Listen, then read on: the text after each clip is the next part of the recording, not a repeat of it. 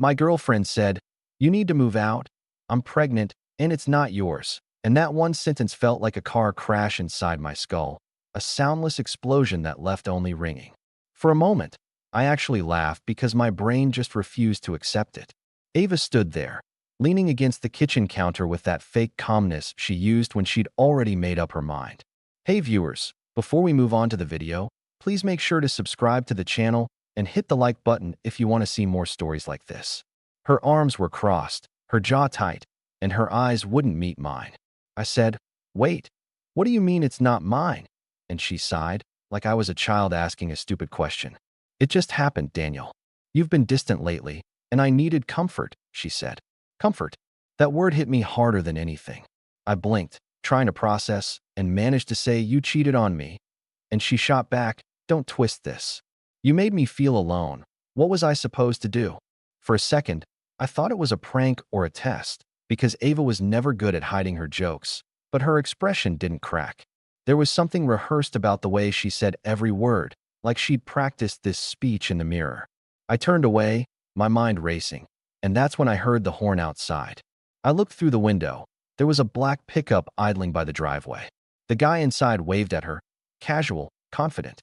"Who the hell is that?" I asked. Ava flinched just slightly before replying. "That's Marcus. He's helping me move my stuff. Don't make this a big deal." My pulse spiked. "Helping you move? You're moving out?"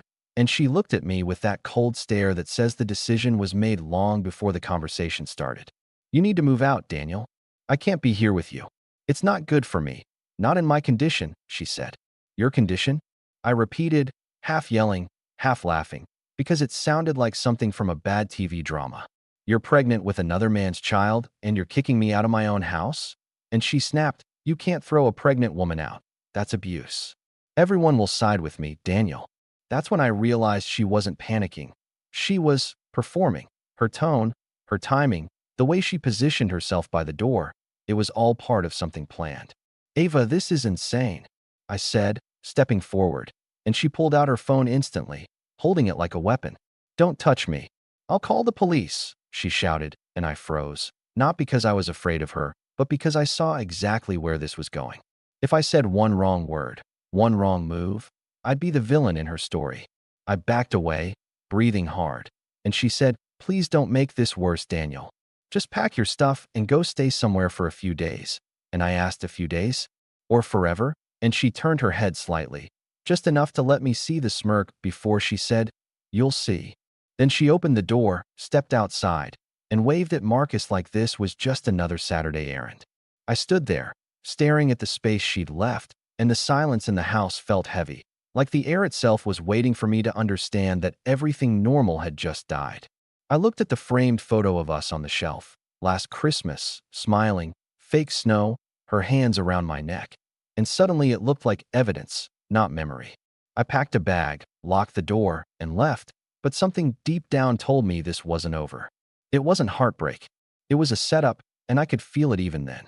3 days later, I went back to the house to grab some papers I'd left in the office. It was raining, the kind of slow drizzle that makes everything feel like it's happening underwater. I parked in the same driveway that I had paid for, walked up to the same door that I had installed, and tried the key I'd carried for 5 years, and it didn't turn. I tried again, slower this time, as if the lock just needed to remember me. But it didn't. That's when I noticed the new metal gleaming in the keyhole, and my stomach sank. "No way," I muttered. I knocked once, twice. For a second, nothing. Then, from upstairs, a window creaked open. Ava appeared, leaning out with that smug, triumphant half-smile that used to come out when she was winning arguments over dishes or weekend plans. "You can't be here, Daniel," she shouted. I blinked at her, rain dripping down my face. "You changed the locks? On my house?" And she shouted back, "It's not just your house anymore. You left. You abandoned a pregnant woman. What kind of man does that?" I felt my pulse in my teeth. "You told me to leave," I yelled, and she rolled her eyes dramatically. "Sure, Daniel, keep telling yourself that. You think anyone's going to believe you over me? Go ahead, call the cops." And that's exactly what I did. When the officers arrived, she had already transformed into her victim mode, soft voice, hand on belly, tear tracks ready like props on a stage. I handed them the deed, told them everything. The older officer looked between us and said, "Sir, technically, if she's been living here for over 6 months, she's a resident. You can't just force her out." I said, "She changed the locks without my permission." And he said, "You'll have to handle this in civil court." I wanted to scream. Ava stood there behind them, pretending to be scared, whispering, "He gets angry when things don't go his way." And I felt my whole life tilt. The younger cop said, "Sir, we recommend you stay somewhere else tonight, just until this is sorted." And I looked at Ava. She was smirking behind her hand like she'd just won a chess game she started months ago. I said, "She's lying. She's not even pregnant." And she gasped, clutching her stomach, whispering, "Oh my God, the stress." And the officers immediately turned toward me like I'd punched her. I backed away, hands up, realizing she'd set this trap perfectly. They told me to leave or risk being detained for disturbing a resident. I left. I sat in my car across the street watching the light from my own living room flicker against the rain. Through the curtains I saw a silhouette. Marcus, tall, broad, moving boxes, laughing. They toasted glasses. My house, my wine, my sofa. The next morning, I woke up to 20 missed messages. Friends, family, co-workers, screenshots of Ava's posts. When you love someone and they abandon you at your weakest, you learn who they really are, she'd written, along with a photo of her in my kitchen wearing one of my shirts, hand on belly. Hundreds of likes. Comments calling her brave. Some tagging me directly with little dagger emojis. My boss even texted me, "Are you okay? This is going around." I felt like someone had skinned my life alive and hung it up for public viewing. I tried calling her, no answer. Texted her, "Take down the post." She replied instantly, "Truth doesn't go away just because it hurts, Daniel." I typed back, "You're not even pregnant." She sent a photo of an ultrasound, blurry, with her name cropped out, and wrote, "You don't get to gaslight me." I zoomed in and noticed the timestamp, 3 months ago. That's when I knew. I drove to the clinic she claimed she went to and asked for her records, but they told me there was no patient named Ava Jensen. I started digging.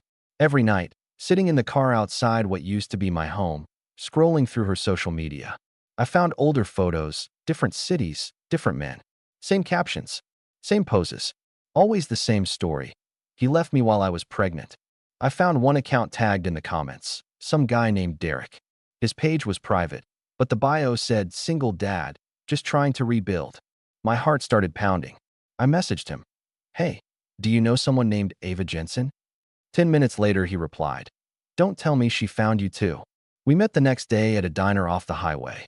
Derek looked tired, older than his pictures. He told me everything. How she moved in fast, took over his finances, claimed to be pregnant, turned his friends against him, then vanished with cash and jewelry when he threatened to expose her.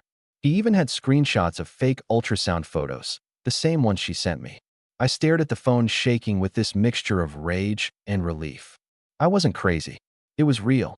I went to a lawyer with Derek's evidence, filed a claim to reclaim my house, and got a temporary restraining order issued against her.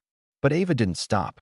She posted a crying video, holding her stomach, saying, "I just want peace, but Daniel won't stop harassing me." And I watched my inbox explode with hate again. People I didn't know were messaging me things like "rot in hell" and "you're a monster." She was winning the narrative, and I was drowning in her fiction.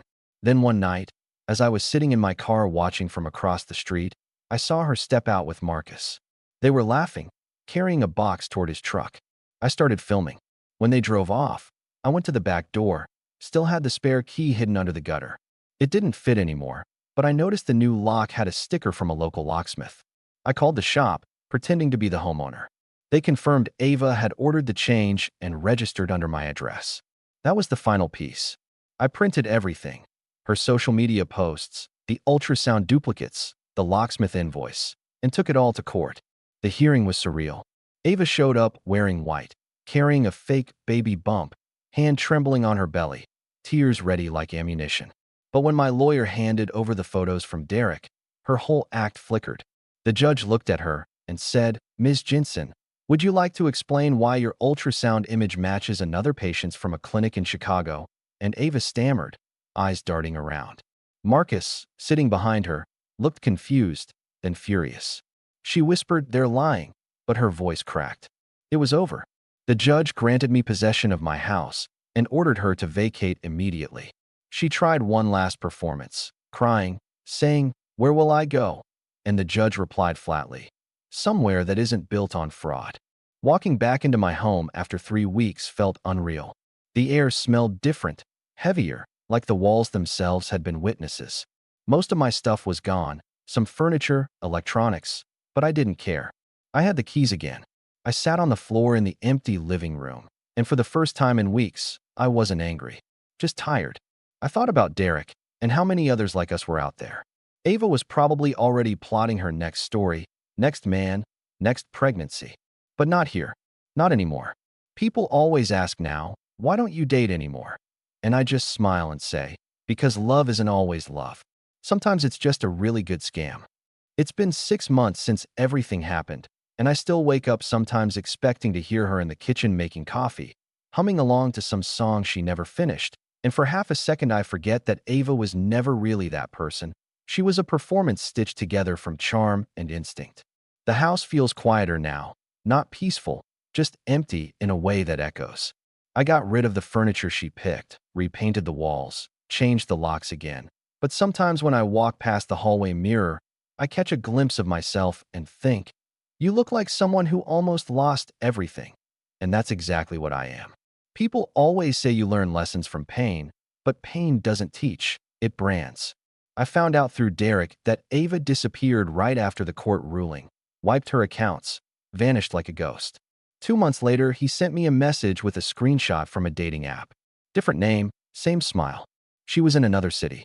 I didn't even feel anger anymore, just this cold understanding that some people don't change, they just reset. The lawyer told me I could press further charges for identity fraud, but I didn't. I just wanted to breathe again. Work took me back, slowly, but whispers lingered. Some people still think I was the guy who kicked out a pregnant woman.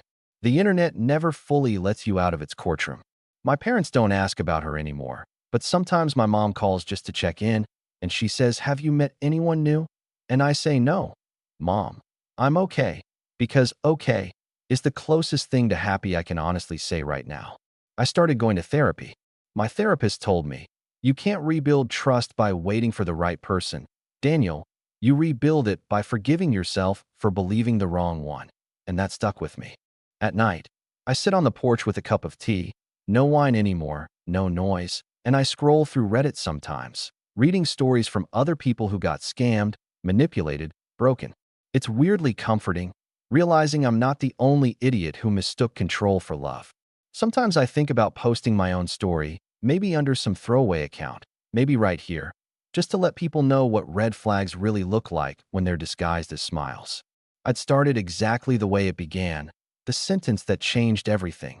My girlfriend said, "You need to move out. I'm pregnant," and then I'd tell them what I wish someone had told me back then. That manipulation doesn't always look like shouting. Sometimes it looks like crying. Sometimes it sounds like, "I just need comfort." And sometimes it wears your favorite hoodie while burning your life down behind your back. I still lock the doors twice every night.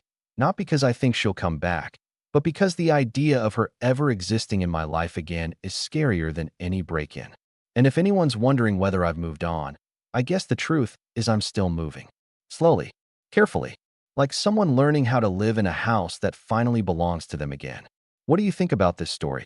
Let me know in the comments, drop a like, and don't forget to subscribe for more real-life stories.